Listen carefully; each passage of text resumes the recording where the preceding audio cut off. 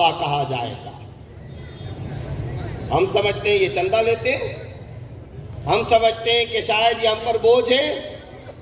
یہ آنکھیں بند ہوں گی، حقیقت والی آنکھیں کھلیں گی، تب جا کر کے تمام حقائق کا ادراک و احساس ہوگا۔ آج بستی، محلے، ٹاؤن، علاقے کے اندر چوک پر چند نوجوانوں کا مجمع کھڑا ہوتا ہے، دیہات کے اندر یہ بوڑھا عصا اٹھا کر کے مسجد میں نماز پڑھنے کے لیے جا رہا ہے، آوازیں کستے ہیں، یہ بڈھا آدمی ہے، یہ سحری کے وقت مسجد میں جا رہا ہوگا، ہاں فلانا بوڑھا آدمی ہوگا، یہ لاٹھی اٹھائے ہوئے فجر کی نماز کے لیے مسجد میں جا رہا ہے۔ تم اسے حقیر سمجھتے ہو، مگر حقائق کی بات خدا کی قسم یہ ہے، اس نے پوری بستی میں اللہ کے عذاب کو اترنے سے بچانے کا یہ ایک ذریعہ بنا ہوا ہے۔ یہ گھروں میں جتنی عورتیں ہیں، یہ دکانوں پر جتنے تاجر ہیں، یہ جتنے کسان ہیں، یہ جتنے انجینئر ہیں، یہ دنیا داری کے کام کرنے والے جتنے لوگ ہیں، ان بوڑھوں نے مسجدوں میں جا کر کے اللہ اللہ کہنا ہے، ان کی وجہ سے اس دنیا کی رونقیں آباد اور برقرار ہیں۔ تم سمجھتے ہو کہ یہ معاشرے پر بوجھ ہے؟ کچھ بوجھ نہیں ہے، تمہاری دنیا داری ان کے دم خم سے ہے۔ اور یاد رکھیے، خود حدیث میں آپ صلی اللہ علیہ وسلم نے ارشاد فرمایا ترزقون بضعفائکم، جس کو معاشرے میں کہا جائے گا یہ صوفی صاحب ہے، یہ تو مولوی صاحب ہے، یہ تو فلاں ہے، یہ فلاں، تم کو رزق ان کی وجہ سے دیا جاتا ہے۔ اور یہ یاد رکھنے کی بات ہے، آج کا ویسٹ، آج کا مغرب، وہ ہم سے یہ کہتا ہے رسمیات اسلام لے لو، مگر اسلامک سسٹم، اسلامی نظام، اس کی بات نہ کرنا۔ معیشت کیپٹلزم اور سرمایہ دارانہ نظام والے چلے گی، سیاست ویسٹرن ڈیموکریسی مغربی جمہوریت والی چلے گی، معیشت ہماری چلے گی، عدالت کا نظام برٹش لا والا چلے گا۔ اسلام صرف اس حد تک قابل قبول ہے، رمضان میں روزے رکھا کرو، مکے میں حج کیا کرو، علیحدہ بیٹھ کر کے ذکر اذکار تسبیحات کر لیا کرو، نمازیں پڑھ لیا کرو، بس رسمیات، چند رسومات کا مجموعہ، اس حد تک کا اسلام قبول ہے۔ اور مدارس کیوں کھٹکتے ہیں؟ اس لیے کہ یہ مدارس پڑھتے پڑھاتے ہیں، یا ایھا الذین آمنوا لا تأکلوا اموالکم بینکم بالباطل الا ان تکون تجارہ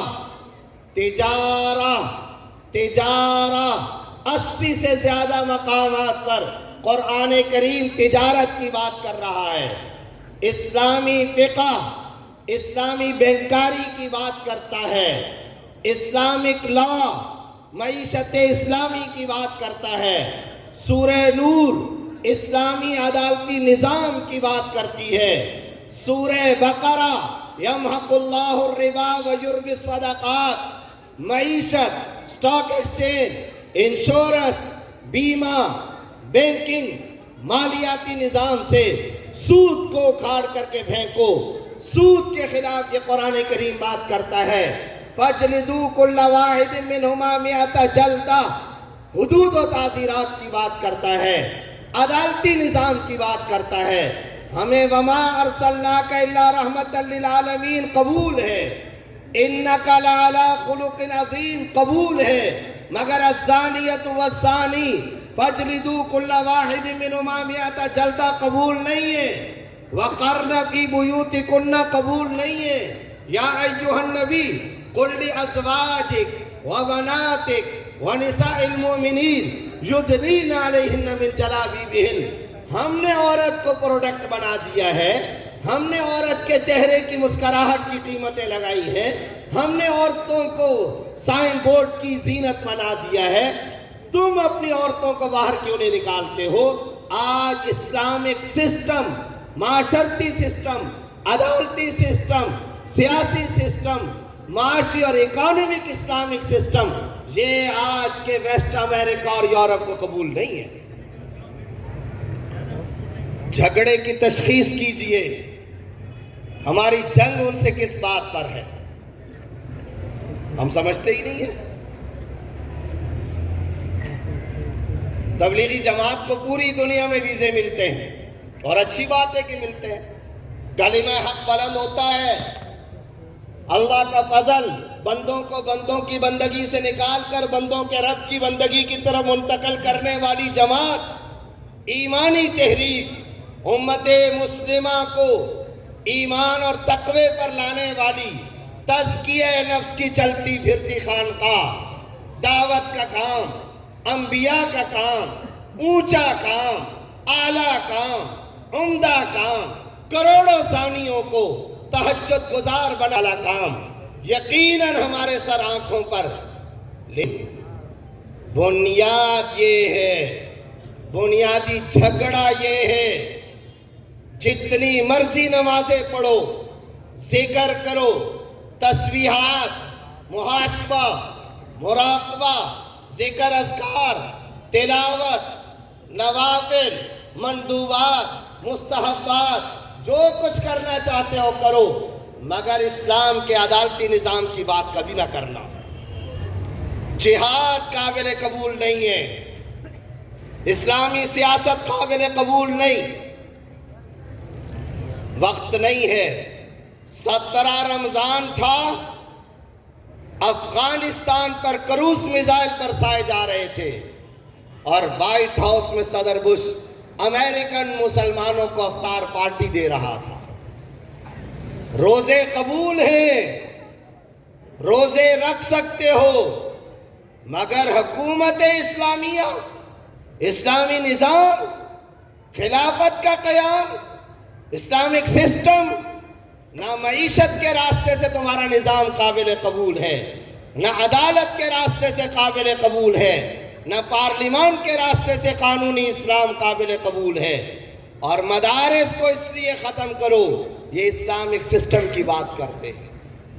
یہ بخاری، ترمذی، ابو داؤد پڑھاتے ہیں جس میں کتاب الوجوء پڑھائی جاتی ہے، جس میں کتاب الحکام پڑھائے جاتے ہیں، جس میں حدود و تعزیرات پڑھائے جاتے ہیں، جس میں کتاب الجہاد پڑھائی جاتی ہے، جس میں اقضیہ، عدالتوں کے احکام پڑھائے جاتے ہیں۔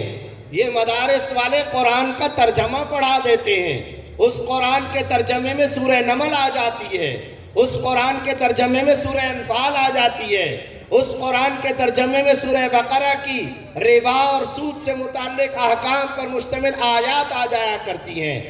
یہ آج کی دنیا اور باطل کو قبول نہیں ہے۔ اس لیے میرے برادران اسلام، دو باتیں کہنا چاہتا ہوں، اور یہ دو باتیں کہنے کے بعد اجازت چاہتا ہوں۔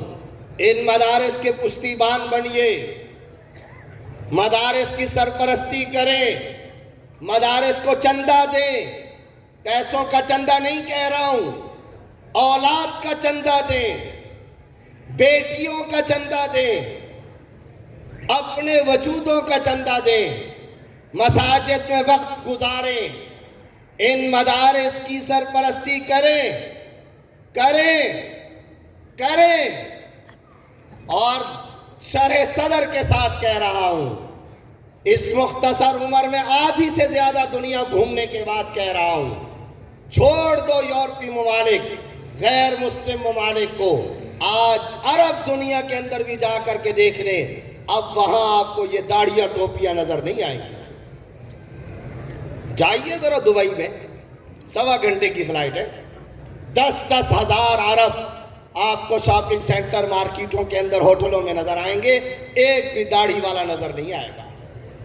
ٹوپیاں ختم ہو گئی، پگڑیاں ختم ہو گئی، پردے ختم ہو گئے، ہوٹلوں میں شرابوں کا رواج عام ہو چکا۔ اگر آپ چاہتے ہیں گلشن حدید کی سڑکوں، روڈوں، ان علاقوں، ان محلوں کے اندر فحاشی اور عریانی کے مناظر آپ کو نظر نہ آئیں، اور چھوڑیں باقی مناظر کو، مستقبل میں آپ کے گھروں سے ارتداد، لادینیت، اور آپ کے گھروں سے ایسائی اولادیں پیدا نہ ہوں، اس کا ایک ہی نسخہ ہے، ان مدارس کو دونوں ہاتھوں سے مضبوط کریں، ورنہ اب زمانہ گزرتا چلا جا رہا ہے۔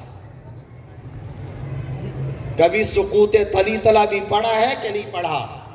کبھی سقوط بغداد کی تاریخ بھی پڑھ لیجئے، غرناطہ اور حمرہ کی تاریخ کا بھی مطالعہ کیجئے، سقوط شام، ہسپانیہ، سقوط اندلس، کیا تباہی نہیں مچی تھی۔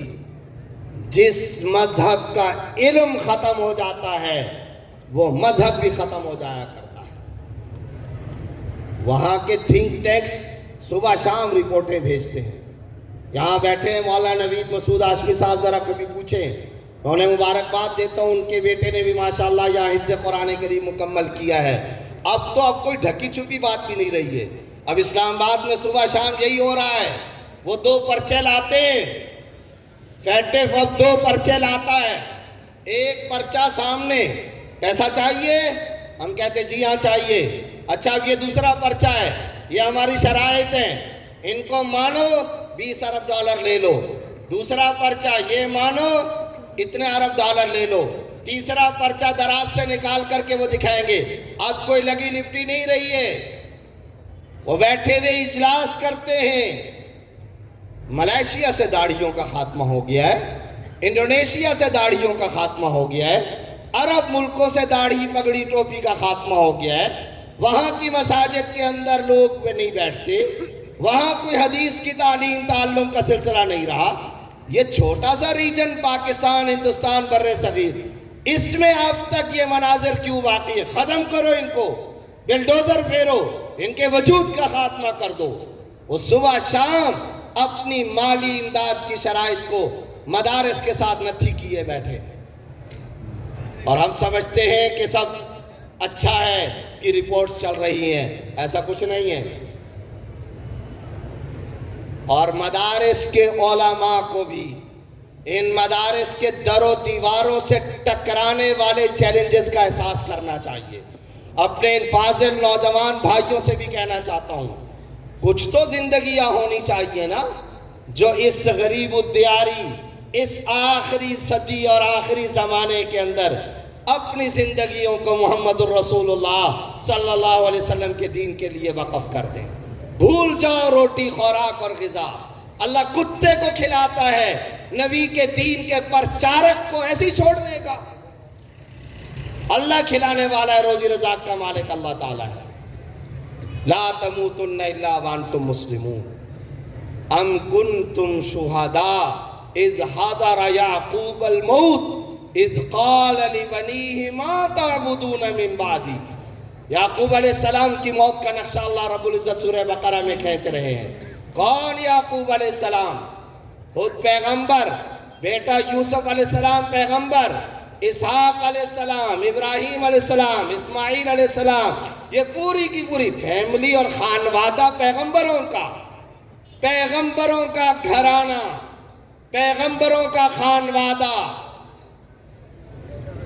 بیڈ پر، چارپائی پر، اپنے بستر پر آخری وقت ہے، نزا کا عالم ہے، دائیں بائیں بیٹے بیٹیاں، پوتے پوتیاں، نواسے نواسیاں کھڑے، حضرت یعقوب علیہ السلام کا انتقال ہو رہا ہے، آخری وقت۔ اور اس وقت انہوں نے اپنی آنکھیں کھول دی، اپنے ہونٹ ہلائے، سارے کے سارے متوجہ ہوئے۔ دادا جان اب کیا کہنے لگے ہیں، نانا کیا کہہ رہے ہیں، ابا جان کیا کہنے لگے، سب متوجہ ہو کر کے اپنے کانوں کو ان کے منہ کی طرف لے کر کے جا رہے ہیں۔ یعقوب علیہ السلام کا کوڑھن درد پر مشتمل پیغمبرانہ جملہ اللہ رب العزت نقل فرما رہے ہیں، میں تو جا رہا ہوں، بس اتنا مجھے بتا دو، ما تعبدون من بعدی، میرے چلے جانے کے بعد مجھے میری اولاد ذرا بتاؤ تم کس کی پرستش اور عبادت کرو گے، بس مجھے اتنا بتا دو، میں تو جا رہا ہوں، تم بتاؤ تم کس کی عبادت کرو گے۔ اب یہ پیغمبر آل اولاد، انہوں نے دیکھا ابا جان جاتے جاتے بھی یہ کوڑھن، جاتے جاتے بھی یہ فکر لے کر کے قالوا نعبد الہک و الہ آبائک ابراہیم و اسماعیل و اسحاق الہ واحدہ، بیک زبان اولاد گویا ہوئی، اے ابا جان ہم تیرے معبود، تیرے آباء و اجداد کے معبود ابراہیم، اسماعیل، اسحاق اور ان سب کا ایک ہی اللہ ہے، ہم اسی کے اطاعت شعار بن کر کے زندگی گزاریں گے، اسی کی پرستش اور عبادت کریں گے۔ یہی جملہ کہا، یہی جملہ ابا جان نے سنا اور اس دنیا سے رخصت ہو گئے۔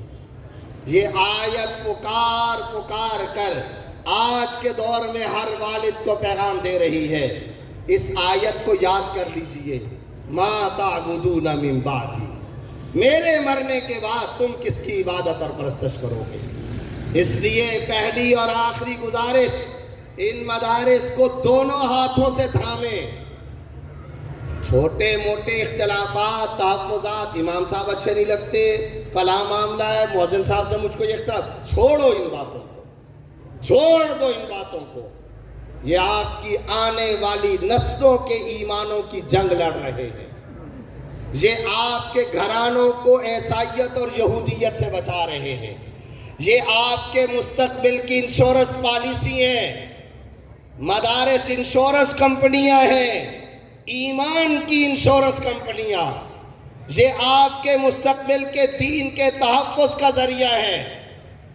انہیں آباد رکھیں، ان کو میلی آنکھ سے دیکھنے والوں کو دونوں ہاتھ پکڑ کر کے جا جا کر کے سمجھائیں، یہ ہے ہمارا دین اور ایمان محفوظ ہے۔ اللہ رب العزت مجھے اور آپ کو اس کی توفیق عطا فرمائے۔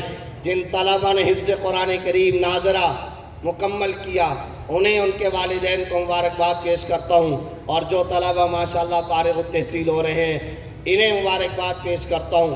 دل سے دعا گو ہوں اللہ رب العزت ان کی زندگیوں میں اعمال میں خوب برکت عطا فرمائے، ان جدید فضلاء کو اللہ اتنا علم عطا فرمائے کہ اس کی روشنی پوری دنیا میں پھیل جائے، انہیں ترجمان قرآن، مبلغ اسلام اور داعیان دین اسلام بننے کی توفیق عطا فرمائے۔ وآخر دعوانا ان الحمدللہ رب العالمین۔